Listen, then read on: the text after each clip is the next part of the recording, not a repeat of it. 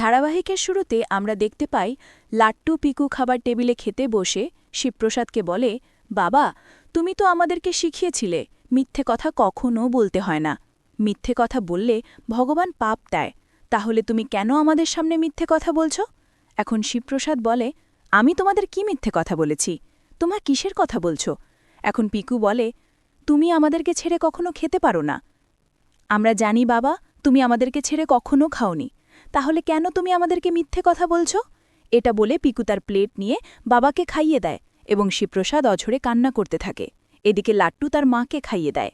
পরবর্তীতে সবাই সবাইকে খাইয়ে দেয়। তখনই শিবপ্রসাদের চোখে পড়ে তটিনীর মাথা কেটে গিয়েছিল সেটার ওপর। তখন শিবপ্রসাদ বলে, তোমার মাথায় এটা কি হয়েছে?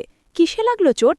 তখন তটিনী বলে, ওরা আমাকে মেরেছিল, এমনকি আমি সেন্সলেস হয়ে গিয়েছিলাম। সেখান থেকেই হয়তো চোট লেগেছ। এদিকে পিকু বলে, জানো বাবা, ওরা আমাদের ঠিকমতো খেতে দেয়নি। ওই রাক্ষস দাদু এসেছিল, দুষ্টু দাদু এসেছিল, সবাই আমাদেরকে ভয় দেখিয়েছে, আমাদেরকে অনেক বকেছিল।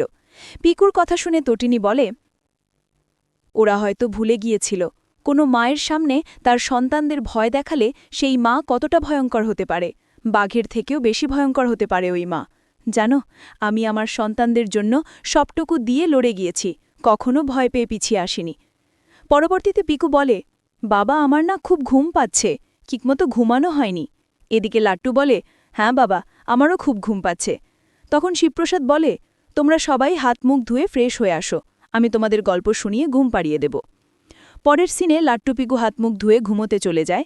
শিবপ্রসাদ তটিনীর দিকে তাকিয়ে থাকে এবং জড়িয়ে ধরে কান্না করতে থাকে আর বলে, আমি তোমাদেরকে ছাড়া বাঁচতে পারবো না, তোমাদের ছাড়া আমি এক মুহূর্ত থাকতে পারবো না। তখন তটিনী বলে, আমরা চারজনের প্রাণ, কেউ কাউকে ছাড়া বাঁচতে পারবো না, আমরা কেউ তোমাকে ছাড়া থাকতে পারবো না।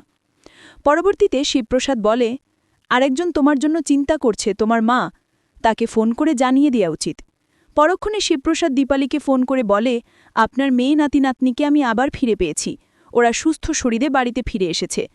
এদিকে আমরা দীপালিদের বাড়িতে দেখতে পাই, দীপালি নন্দিনীকে ডেকে বলে, তটিনী নাতি নাতনি ওরা সবাই ফিরে এসেছে। নন্দিনীর মুখে তটিনী লাট্টু পিকুর ফিরে আসার কথা শুনে আরাধ্য বলে, এটা কিভাবে সম্ভব? এদিকে কাবির বলে, ওদের তো কোনো খোঁজই ছিল না, তাহলে ওরা ফিরে আসলো কিভাবে? আরাধ্য এবং কাবিরের কথা শুনে নন্দিনী বলে, তোমরা দুজনকে শিওর ছিলে ওদেরকে আর কখনোই খুঁজে পাওয়া যাবে না? ঠিক তখনই আরাধ্য নন্দিনীকে ধমক দিয়ে বলে, বড়দি, তুমি এসব কি বলছো?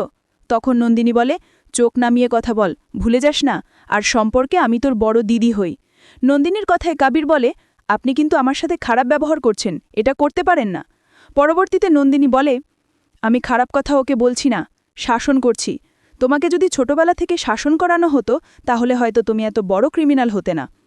আগামী পর্বে আমরা দেখতে পাব শিবপ্রসাদ কর্ণ চ্যাটার্জিকে বলে, বনের সবথেকে বড় প্রাণী হাতি, সেও কিন্তু বনের রাজা নয়।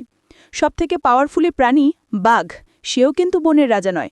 এমনকি সবথেকে দ্রুতগামী প্রাণী হরিণ, সেও কিন্তু বনের রাজা নয়। বনের রাজা তো সিংহ, শুধু একজনই থাকে। বনের রাজা হতে গেলে নিজের মধ্যে অ্যাটিটিউড থাকতে হয়, যেটা আপনার মধ্যে নেই, আছে স্পেশাল ব্রাঞ্চের সাধারণ পরশুরামের মধ্যে।